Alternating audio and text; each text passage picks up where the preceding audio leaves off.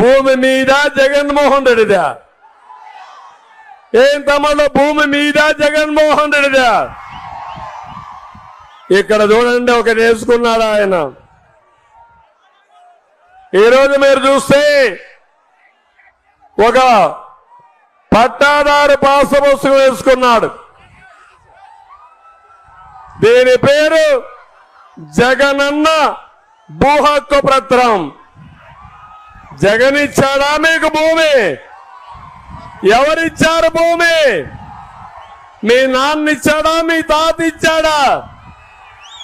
మీ నాన్న ఇచ్చిన భూమి పైన ఈయన ఫోటో ఏంటని అడుగుతున్నా. ఫోటోలు పిచ్చోడు కడాని మీ ముఖానికి కూడా ఫోటో వేసి ఊర్లో తిప్పే పరిస్థితికి వస్తున్నాడు. అంటే ఒక మనిషి అరాచకానికి పరాకాష్ట ఇది. భూమి మనది, దానిపైన ఫోటో ఈయనది. భూమి మనది, సరిహద్దులు సర్వేరాలలో ఫోటో ఆయనది. రేపటి నుంచి మీ భూమి ఒరిజినల్స్ ఉండవు. ఒకే విషయం మీరు గుర్తుపెట్టుకోండి, మీ భూమికి కావాల్సిన 10-1 ఉండదు, పట్టాదారు పాస్ పుస్తకం ఉండదు, అడంగలు ఉండదు, అన్ని ఆన్లైన్ లో ఉంటాయి. అన్ని జగన్మోహన్ రెడ్డి మాయ. మీ ఆస్తులు మొత్తం తాకట్టు పెట్టి అప్పు తేవచ్చు, మీ ఆస్తి వేరే వాళ్ళకి రాసివ్వచ్చు. మీరు అడిగితే జవాబుదారీతనమే ఉండదు. అవసరమైతే మీరు ఆత్మహత్యలు చేసుకున్నా పట్టించుకునే నాదుడు ఉండడు. అందుకే నేను ఒకటే మాట అడిగాను నిన్న కూడా, ఏవైతే భూరక్షణ చట్టం అన్నాడు, ఈ చట్టం వల్ల లాభం లేదు. నేను అడుగుతున్నా మిమ్మల్ని అందరినీ, తమలో ఈ చట్టం మీకు కావాలని అడుగుతున్నా. ఈ చట్టం రైతు మెడకు ఉరితాళ్లు వేసుకుంటారా? ఉరితాళ్ళని మిమ్మల్ని అడుగుతున్నా. ఉరేసుకుంటారా అని అడుగుతున్నా. ఉన్న కాస్త భూమి కూడా ఈ యొక్క జగన్మోహన్ రెడ్డి గ్యాంగ్ పడి మాఫియా పడి కొట్టేస్తే మనకు ఆత్మహత్యలు తప్ప వేరే మార్గం లేదు. అందుకే నేను సవాలు విసురుతున్నా, మీరు ఈ చట్టాన్ని రద్దు చేస్తారా లేదా అని అడుగుతున్నా. చేయకపోతే ఏం చేద్దాం? చేయకపోతే ఏం చేద్దాం? జగన్మోహన్ రెడ్డిని, ఆయన పార్టీని బంగాళాఖాతంలో కలిపేస్తారా లేదా? మీరు సిద్ధమా తమ్ముళ్ళు అని అడుగుతున్నా. నేను వస్తానే రెండో సంతకం ఈ చట్టాన్ని రద్దు చేస్తానని మీ అందరికీ హామీ ఇస్తున్నా. ఈరోజు ఏ భూమి ఎక్కడ కొనాలనుకున్నా కూడా ఆ భూములన్నిటిలో కూడా ఈరోజు వివాదాలు ఉన్నాయి. ఆ భూముల్లో ఎక్స్టెంట్ అన్నా తక్కువ ఉంటుంది, సబ్ డివిజన్ అన్నా జరగకపోయి ఉంటుంది, సర్వేలన్నా జరగకపోయి ఉంటాయి, రికార్డులన్నీ అప్డేట్ కాకపోయి ఉంటాయి. వీటి అన్నిటి వల్ల భూ వివాదాలు పెరిగి ఇవాళ రైతన్నలు, ప్రజలు అందరూ కూడా కోర్టుల చుట్టూ తిరిగే కార్యక్రమం, అధికారుల చుట్టూ తిరిగే కార్యక్రమం జరుగుతూ ఉంది. మీ బిడ్డ రాబోయే రోజుల్లో చేయాలనుకునే సంస్కరణ ఏమిటి అంటే, ఏ రైతన్నా కూడా, ఏ ఒక్కరైనా కూడా వాళ్ళ భూముల కోసము ఎవరి చుట్టూ తిరగాల్సిన పని ఉండకూడదు.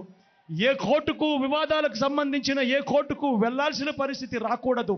ఆ భూముల మీద వాళ్ళకు సంపూర్ణ హక్కులు వాళ్లకు కల్పిస్తూ, ఆ భూముల మీద ఏదైనా వివాదం ఉంటే ఆ వివాదాన్ని గవర్నమెంట్ గ్యారంటీ ఇస్తూ, వివాదం లేదు ఈ భూములు అని చెప్పే ఒక సంస్కరణ తీసుకుని రావాలని మీ బిడ్డ ఆలోచన. మీ బిడ్డ ఆలోచన ఆ భూముల మీద ఏదైనా వివాదం ఉంటే ఆ వివాదానికి ఏకంగా ఇన్సూరెన్స్ కూడా చేసి ఎటువంటి వివాదము కూడా ఉండకుండా చూడాలి అనేది మీ బిడ్డ. టైటిల్ ఇన్సూరెన్స్ కూడా చేసి ఎటువంటి వివాదము లేని టైటిల్స్ ప్రతి ఒక్కరి దగ్గర ఉండాలి అనేదే మీ బిడ్డ లక్ష్యం. కానీ ఇది జరగాలి అని అంటే మొట్టమొదటిగా జరగాల్సిందేమిటంటే, రాష్ట్ర వ్యాప్తంగా జరుగుతూ ఉన్న సర్వే పూర్తి కావాలి. 100 సంవత్సరాల తర్వాత అప్పుడెప్పుడో బ్రిటిషర్లు సర్వే చేశారు. దాని తర్వాత ఈ దేశంలో కానీ ఈ రాష్ట్రంలో కానీ సర్వేలు మళ్ళీ చేసే పరిస్థితి లేదు. ఈరోజు మొట్టమొదటిసారిగా మీ బిడ్డ గ్రామ సచివాలయాలు తీసుకొని వచ్చి అందులో ఏకంగా 15,000 సర్వేయర్లను కూడా అందులో పెట్టి ఈరోజు మీ బిడ్డ 100 సంవత్సరాల క్రిందట జరిగిన సర్వేను మళ్ళీ మీ బిడ్డ ప్రతి ఎకరాను కూడా సర్వే చేయిస్తా ఉన్నాడు. రైతుల కోసం సర్వే చేయించడమే కాకుండా వాటికి సంబంధించిన సరిహద్దు రాళ్లను పెట్టిస్తా ఉన్నాడు, రికార్డులన్నీ అప్డేట్ చేయిస్తా ఉన్నాడు, సబ్ డివిజన్ చేయిస్తా ఉన్నాడు. చేసి ఆ రైతన్నలకే హక్కు పత్రాలను ఎక్కడికి పోకుండా పదిలంగా రైతన్నలకు అందేట్టుగా చేస్తా ఉన్నాడు మీ బిడ్డ. ఇవన్నీ కూడా పూర్తయిపోయిన తర్వాత కానీ రాష్ట్రంలో 17,000కు సంబంధించిన రెవెన్యూ గ్రామాలుంటే ఇప్పటిదాకా 6,000 రెవెన్యూ గ్రామాలు మాత్రమే పూర్తయ్యాయి. రాబోయే ఇంకా 1.5-2 సంవత్సరాలలో పూర్తిగా 17,000 గ్రామాల సర్వే కూడా పూర్తయిపోతుంది. ఆ తర్వాత ప్రతి రైతన్న దగ్గర ప్రతి ఒక్కరి దగ్గర వాళ్ళ భూములకు సంబంధించిన పక్కా రికార్డులు ఉంటాయి. సర్వే చేసిన భూమి ఉంటుంది, సరిహద్దులు పాతిన భూములు ఉంటాయి, రికార్డ్స్ అన్ని అప్డేట్ అయిన భూములు ఉంటాయి, సబ్ డివిజన్ జరిగిన భూములన్నీ కూడా పూర్తి హక్కులతో ఆ రైతన్నులకు ఆ పేదలకు వాళ్ళందరికీ కూడా వాళ్ళ దగ్గర ఉంటాయి.